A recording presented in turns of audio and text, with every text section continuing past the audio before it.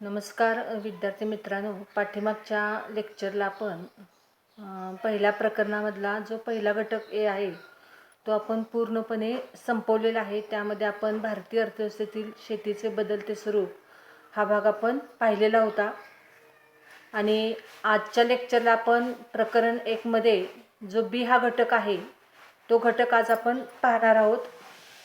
आपल्याला हे जे पहिलं प्रकरण आहे भारतीय शेती नावाचं, त्यामध्ये पूर्णतः हे पहिलं प्रकरण शेतीशी संबंधित आहे।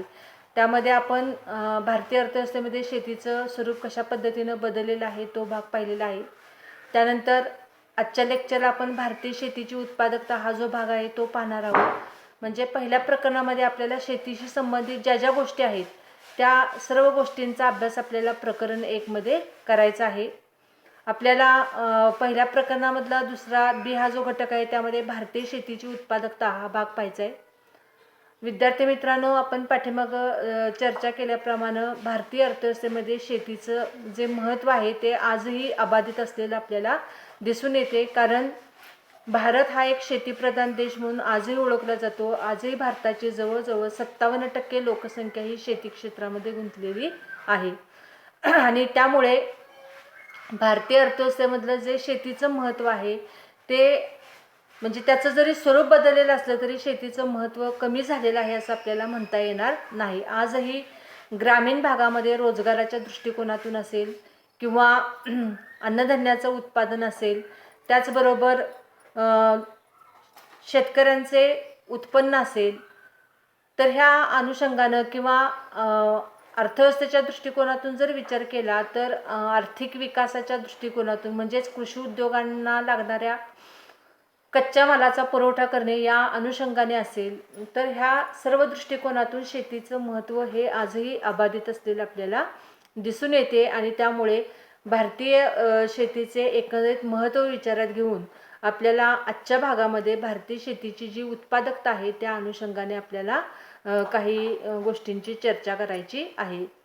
जसं आपण म्हणतो की भारतीय अर्थव्यवस्थेमध्ये शेतीचं महत्त्व आहे, त्याच पद्धतीनं शेतीचं महत्त्व पाहत असताना शेतीचं महत्त्व पाहिल्यानंतर आपल्याला या भारतीय शेतीची जी उत्पादकता आहे त्या उत्पादकतेचं स्वरूप एकंदरीत काय आहे, भारतीय शेतीची उत्पादकता कशी आहे त्याचाही अभ्यास करणं गरजेचं आहे। जर आपण पाहिलं तर देशाच्या आर्थिक विकासामध्ये शेतीला खूपच महत्त्वाचे स्थान असलेले दिसून येते। स्वातंत्र्यप्राप्तीनंतर नियोजन काळामध्ये भारतात शेती क्षेत्राचा विकास घडवून आणण्यासाठी अनेक पातळीवरती प्रयत्न करण्यात आलेले होते। पारंपरिक शेती पद्धतीऐवजी आधुनिक पद्धतीने शेती करण्यासाठी भारतात हरित क्रांतीचा स्वीकारही करण्यात आलेला आहे। म्हणजेच रासायनिक खते, संकरित बियाणे, कीटकनाशके, माती परीक्षण, बारमाही पाणी पुरवठ्याच्या सोयी या माध्यमातून शेतीचा विकास घडवून आणण्यासाठी प्रयत्न करण्यात आलेले होते। म्हणजे स्वातंत्र्यप्राप्तीनंतर शेतीच्या उत्पादनामध्ये वाढ घडवून आणण्यासाठी जे जे काही प्रयत्न करणं गरजेचं आहे ते सर्व प्रयत्न भारतामध्ये करण्यात आलेले होते। कारण आपण पाठीमागच्या प्रकरणामध्ये पाहिलेलं होतं की भारतीय अर्थव्यवस्थेमध्ये शेती क्षेत्राचे स्थान महत्त्वाचे आहे। ही गोष्ट जरी खरी असली तरी शेतीच्या उत्पादनामध्ये जे काही चढ उतार निर्माण झालेले आहेत त्याचा जर एकंदरीत आपण विचार केला तर आपल्याला असं दिसून येते की ब्रिटिशांच्या काळामध्ये शेती ही मागासलेल्या स्वरूपामध्ये झालेली होती। म्हणजेच ब्रिटिशांच्या काळामध्ये भारतात ब्रिटिशांनी स्वतःच्या फायद्यासाठी जमीनदारी पद्धती अस्तित्वात आणलेली होती आणि या जमीनदारी पद्धतीमध्ये जमीनदार वर्गाने फक्त स्वतःच्या फायद्याचा विचार केला, परंतु शेतीच्या विकासाच्या दृष्टिकोनातून कोणतेही प्रयत्न जमीनदार वर्गाने केलेले नव्हते आणि त्यामुळे शेतीमध्ये प्रत्यक्ष शेती करणारा जो शेतकरी होता त्याला कुळ असं म्हटलं जायचं आणि त्यामुळे कुळाने देखील शेतीचा विकास घडवून आणण्याच्या दृष्टिकोनातून फारसे प्रयत्न केले नाहीत। कारण आज आपल्याकडे कसण्यासाठी असलेली जी जमीन आहे ती उद्या आपल्याकडे राहील का नाही याची खात्री त्या शेतकऱ्यांना असत नव्हती। त्यामुळे कुळांकडून शेतीच्या विकासाच्या दृष्टिकोनातून प्रयत्न झाले नाहीत, जमीनदार वर्गाकडून प्रयत्न झाले नाहीत आणि ब्रिटिश सरकारने देखील जाणून बुजून शेतीच्या विकासासाठी फारसे प्रयत्न केले नाहीत आणि त्यामुळे भारतीय शेतीचं जे स्वरूप आहे ते मागासलेलं राहिलेलं होतं। मात्र ब्रिटिश सरकारने भारतीय शेतीचा उपयोग हा व्यापारी दृष्टिकोनातून करून घेतलेला होता. म्हणजे व्यापारी पिकं जी आहेत किंवा ज्याला आपण नगदी पिकं असं म्हणतो, ही पिकं घेण्यावरती ब्रिटिश सरकारने भर दिलेला होता. कारण भारतामध्ये ही पिकं पिकवल म्हणजे व्यापारी पिकं घ्यायची आणि त्याचा फायदा इंग्लंडमध्ये करून घ्यायचा. म्हणजेच भारतामध्ये ऊसाचं उत्पादन घ्यायचं किंवा कापसाचं उत्पादन, तागाचं उत्पादन ह्याला प्रोत्साहन दिलं जायचं. आणि भारतातून कापूस, ताग ह्या ज्या काही शेतमाल आहे हा तो इंग्लंडला पाठवून द्यायचा. इंग्लंडच्या कापड गिरणीमध्ये कापड तयार करायचं, ताग गिरणीमध्ये तागाच्या वस्तू तयार करायच्या आणि त्या पुन्हा भारतामध्ये आणून विकायच्या. म्हणजे असा दुहेरी उपयोग भारतीय बाजारपेठेचा किंवा भारताचा ब्रिटिशांनी करून घेतलेला होता. त्यामुळे भारतीय शेतकरी हा अन्नधान्याच्या उत्पादनापासून बाजूला गेला आणि व्यापारी पिकावरती त्याने लक्ष केंद्रित केलेलं होतं. म्हणजे ही एकंदरीत परिस्थिती ब्रिटिशांच्या काळात भारतीय शेतीची झालेली होती. 1947 साली भारताला स्वातंत्र्य मिळाल्यानंतर भारतीय शेतीची जर एकंदरीत परिस्थिती पाहिली तर शेती ही निर्जीव अवस्थेमध्ये होती किंवा ती मेलेल्या अवस्थेमध्ये होती असं म्हटलं जातं. म्हणजे भारतीय शेती ही पूर्णतः मागासलेली बनलेली होती. कुठल्याही प्रकारचा विकास भारतीय शेतीचा झालेला नव्हता. भारतीय शेतीला बारमाही पाणी पुरवठ्याच्या सोयी कुठल्याही पद्धतीनं करण्यात आलेल्या नव्हत्या. पारंपरिक पद्धतीनं शेती केली जात होती. पोटापुरते धान्य निघाले तरी भरपूर झाले. एक उदरनिर्वाहाचं साधन म्हणून शेतीकडे पाहिलं जात होतं. परंतु आधुनिक दृष्टिकोनातून शेती करण्याचा प्रयत्न भारतामध्ये करण्यात आलेला नव्हता. स्वातंत्र्यप्राप्तीनंतर मात्र भारतात शेतीचा विकास घडवून आणण्याच्या दृष्टिकोनातून, शेतीचे उत्पादन वाढवण्याच्या दृष्टिकोनातून काही प्रमाणामध्ये प्रयत्न केलेले होते. त्यामध्ये पहिला प्रयत्न होता की स्वातंत्र्यप्राप्तीनंतर भारतात जमीनदारी पद्धतीचे उच्चाटन करण्यासाठी, म्हणजे जी जमीनदारी पद्धत भारतीय शेतीला घातक ठरलेली होती त्या जमीनदारी पद्धतीचे उच्चाटन करण्यासाठी भारतामध्ये सुधारणा कायदा करण्यात आलेला होता. त्यामध्ये जमीनदारी पद्धतीचे उच्चाटन करण्यासाठी काही कायदे करण्यात आलेले होते. त्याचबरोबर भूदान चळवळ असेल किंवा भूसुधारणाविषयक काही कायदे असतील, कुळ कायदे असतील, तर कमाल जमीन धारणा कायदा असे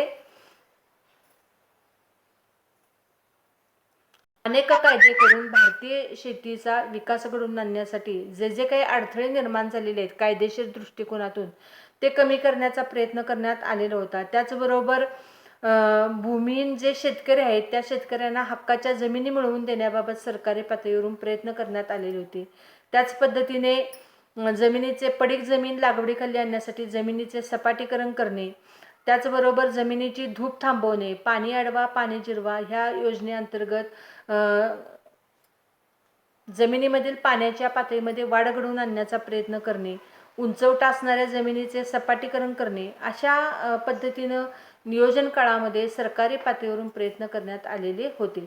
1960-61 मध्ये मात्र आपण प्रत्यक्षात हरित क्रांतीचा प्रयोग स्वीकारला आणि 1967-68 नंतर आपल्याला हरित क्रांतीचे फायदे दिसून यायला सुरुवात झालेली होती. हरित क्रांतीचा प्रयोग स्वीकारल्यामुळे त्याचा फायदा असा झाला की सर्वत्र आधुनिक पद्धतीने शेती करायला सुरुवात झालेली होती. म्हणजेच काय तर पारंपरिक खताऐवजी रासायनिक खतांचा वापर करणे, पारंपरिक बियाणांऐवजी आधुनिक बियाणांचा किंवा ज्याला आपण संकरित बियाणं असं म्हणतो तर संकरित बियाणांचा वापर करणे. कारण संकरित बियाणांचा वापर केल्यामुळे पिकाची उगवण क्षमता चांगली होते आणि उत्पादनामध्ये पूर्वीपेक्षा वाढ घडून येण्यासाठी मदत होत असते. त्याचबरोबर कीटकनाशकांचा वापर करणे की जेणेकरून वेगवेगळ्या पिकांवरती पडणारे जे रोग आहे त्या रोगराईपासून पिकांचं संरक्षण व्हावं आणि शेतीच्या उत्पादनामध्ये वाढ घडून यावी या अनुषंगाने कीटकनाशकांचा वापर करणे, त्यानंतर माती परीक्षण करणे, बारमाही पाणी पुरवठ्याच्या सोयी उपलब्ध व्हाव्यात या अनुषंगाने पाटबंधारे प्रकल्प किंवा पाणी पुरवठ्याच्या वेगवेगळ्या योजना सरकारकडून हाती घेण्यात आलेल्या होत्या. जास्तीत जास्त जमीन जलसिंचनाखाली आणण्याचा प्रयत्न भारतामध्ये सुरू झालेला होता आणि त्या सर्व प्रयत्नातून हळूहळू भारतीय शेतीचा विकास घडून आला आणि त्याच पद्धतीने भारतीय शेतीची जी उत्पादकता आहे किंवा जी उत्पादन क्षमता आहे ती वाढण्यासाठी मदत झालेली होती. म्हणजे या अनुषंगाने हळूहळू शेती क्षेत्रामध्ये सुधारणा घडवून आणण्याचा प्रयत्न भारतामध्ये सुरू झालेला होता. शेतीची जी उत्पादकता आहे त्या शेतीच्या उत्पादकतेचा अभ्यास करणं खूप गरजेचं आहे, कारण शेती उत्पादकता आणि तिची जी संकल्पना आहे ती गुणवत्तापूर्ण विकासाच्या दृष्टिकोनातून खूपच महत्त्वाची मानली जाते. म्हणजे शेती व्यवसाय अधिक फायदेशीर होण्यासाठी दर हेक्टरी उत्पादन वाढणे आवश्यक असते आणि जोपर्यंत दर हेक्टरी विविध पिकांचे उत्पादन वाढत नाही तोपर्यंत शेती फायदेशीर ठरत नाही आणि शेती जोपर्यंत फायदेशीर ठरत नाही तोपर्यंत शेतकरी शेती उत्पादन वाढवण्यावरती भर देत नाही. म्हणजे शेतकऱ्याला काहीतरी नफा मिळाल्याशिवाय तो शेती करण्यासाठी धाडसाने पुढे येऊ शकणार नाही किंवा तो शेतीमध्ये भांडवल गुंतवणूक करायला तयार होऊ शकणार नाही. म्हणजे त्याला काहीतरी फायदा झाला पाहिजे, त्याला काहीतरी आउटपुट मिळाला पाहिजे, काहीतरी त्याला नफा मिळाला पाहिजे. त्या अनुषंगानं शेतीची उत्पादकता मोजणं खूपच आवश्यक असते. शेती उत्पादनात वाढ घडवून आल्यास देशाच्या आर्थिक विकासाला हातभार लागतो. शिवाय शेतकऱ्यांच्या उत्पन्नामध्ये वाढ घडून येते आणि शेतकऱ्यांचे राहणीमान सुधारण्यासाठी देखील मदत होत असते. समजा जर शेती उत्पादनामध्ये वाढ घडून आली तर त्याचा पुढचा फायदा काय होतो की शेती उत्पादनामध्ये वाढ घडून आली की शेतकऱ्यांच्या उत्पन्नामध्ये वाढ होते. आता उत्पादन आणि उत्पन्न याच्यामध्ये फरक आहे, कारण उत्पादन हे पिकांच्या संदर्भामध्ये इथं मोजलं जाणार आहे. म्हणजे उदाहरण जर घ्यायचं झालं तर समजा एखाद्या शेतकऱ्याला 10 क्विंटल गहू पिकलेला असेल तर तो सांगू शकतो की त्याचं गव्हाचं उत्पादन 10 क्विंटल झालेलं आहे आणि 10 क्विंटल गहू जर त्याने बाजारामध्ये नेऊन विकला आणि त्यापासून जर त्याला 25-30 हजार रुपये मिळालेले असतील तर त्याला आपण उत्पन्न असं म्हणणार आहे. म्हणजे उत्पन्न हे पैशाच्या संदर्भामध्ये मोजलं जातं आणि उत्पादन हे पिकांच्या किंवा वस्तूच्या किंवा मालाच्या संदर्भामध्ये मोजलं जातं. त्यामुळे शेती उत्पादनामध्ये वाढ घडून आली की आपोआपच शेतकऱ्यांच्या उत्पन्नामध्ये देखील वाढ घडून यायला मदत होते आणि शेतकऱ्यांच्या उत्पन्नामध्ये जर वाढ घडून आली तर साहजिकच शेतकऱ्यांचे राहणीमान सुधारण्यासाठी मदत होत असते आणि म्हणून शेतीच्या उत्पादकतेचा अभ्यास करणे खूपच आवश्यक आहे. विद्यार्थी मित्रांनो, या ठिकाणी शेतीची जी उत्पादकता आहे ती कशा पद्धतीनं आपल्याला मोजता येते किंवा ती कशा पद्धतीनं मोजली जाते तर त्यासाठी 2 प्रकार सांगितलेले आहेत किंवा 2 मार्ग त्या ठिकाणी सांगितलेले आहेत. भारतीय शेतीची उत्पादकता मोजण्यासाठीचा जो पहिला प्रकार आहे तो म्हणजे भूमी उत्पादकता हा पहिला प्रकार सांगितला जातो. भूमी उत्पादकता म्हणजेच दर हेक्टरी विविध पिकांचे किती उत्पादन आपल्याला मिळू शकते त्यावरून भारतीय शेतीची उत्पादकता किंवा वेगवेगळ्या देशामध्ये शेतीची उत्पादकता मोजली जाते. उदाहरणार्थ समजा ऊसाचं उत्पादन मोजायचं असेल तर दर हेक्टरी, आता 1 हेक्टर म्हणजे 2.5 एकर किंवा दर एकरी असेल, मग दर एकरी किंवा दर हेक्टरी ऊसाचे उत्पादन किती मिळाले किंवा दर हेक्टरी गव्हाचे उत्पादन किती झाले, दर हेक्टरी तांदळाचे उत्पादन किती झाले, अशा पद्धतीनं जो विविध प्रकारचा जो शेतमाल आहे त्या शेतमालाचे उत्पादन दर हेक्टरी किंवा दर एकरी मोजलं जाऊ शकतं आणि त्यावरून ठरवलं जातं की शेतीची उत्पादकता कमी आहे का जास्त आहे. त्याला काय म्हटलं जातं भूमी उत्पादकता. आणि जो दुसरा प्रकार आहे तो म्हणजे श्रम उत्पादकता. आता श्रम उत्पादकता याचाच अर्थ शेतीमध्ये दर हेक्टरी सरासरी किती मजूर राबतात आणि शेतीमध्ये काम करणाऱ्या शेतमजुरांची सरासरी उत्पादन क्षमता किती आहे त्यावरून शेतीची उत्पादकता मोजली जाते. म्हणजे शेतीमध्ये राबणाऱ्या शेतमजुरांची सरासरी उत्पादन क्षमता किती आहे यावरून जर शेतीचं उत्पादन मोजलं जात असेल तर त्याला काय म्हटलं जातं श्रम उत्पादकता. तर एकंदरीत कोणत्याही देशामध्ये या 2 पद्धतीने शेतीची उत्पादकता मोजली जाते आणि त्या पद्धतीनं जर विचार केला तर या दोन्हीही पद्धतीनं भारतीय शेतीची उत्पादकता जी आहे ती तुलनेने कमी असलेली दिसून येते. म्हणजे America, England, Japan, France, Russia हे ह्यासारखे जे प्रगत देश आहेत त्या प्रगत देशांमध्ये त्यांच्या शेतीची उत्पादकता ही भारतीय शेतीच्या तुलनेने खूपच जास्त आहे. या पाठीमागचं कारण असं आहे की प्रगत देशांमध्ये एकतर मुळातच लोकसंख्या कमी असते, त्यामुळे श्रम किंवा मजूर हा जो घटक आहे तो कमी राहतो, मनुष्यबळ कमी असते आणि त्यामुळे त्या ठिकाणी म्हणजे प्रगत देशांमध्ये शेतीच्या कामासाठी यांत्रिकीकरणावरती भर दिला जातो. म्हणजे शेतीची बहुतांशी कामं ही यंत्राच्या सहाय्याने केली जातात.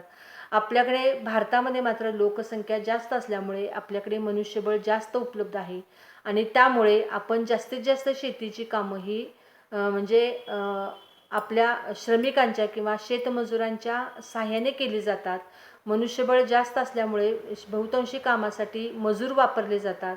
म्हणजेच यंत्राच्या सहाय्याने शेती न करता किंवा यांत्रिकीकरणावरती भर न देता श्रमशक्तीवरती भर दिला जातो आणि त्या पद्धतीने शेती केली जाते आणि त्यामुळे आपल्याकडे भारतीय शेतीची उत्पादकता ही कमी असल्याचे दिसून येते. आणि म्हणून प्रगत देशाच्या तुलनेने भारतीय शेतीची उत्पादकता ही दोन्ही पद्धतीने जर मोजली तर दोन्ही पद्धतीनं कमी असलेली दिसून येते.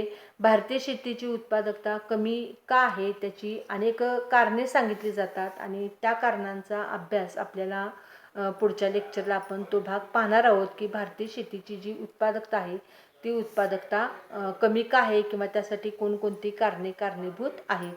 तर या पद्धतीनं आपण आज प्रास्ताविक स्वरूपामध्ये भारतीय शेतीची उत्पादकता म्हणजे काय, ती कशा पद्धतीने मोजली जाते आणि भारतीय शेतीच्या उत्पादकता त्याचा अभ्यास करणं का गरजेचं आहे हा भाग आज आपण या ठिकाणी पाहिलेला आहे. आज या ठिकाणी आपण थांबणार आहोत आणि पुढच्या लेक्चरला आपण शेतीच्या अल्प उत्पादकतेची जी काही कारणं आहेत ती कारणं आपण पाहणार आहोत. धन्यवाद.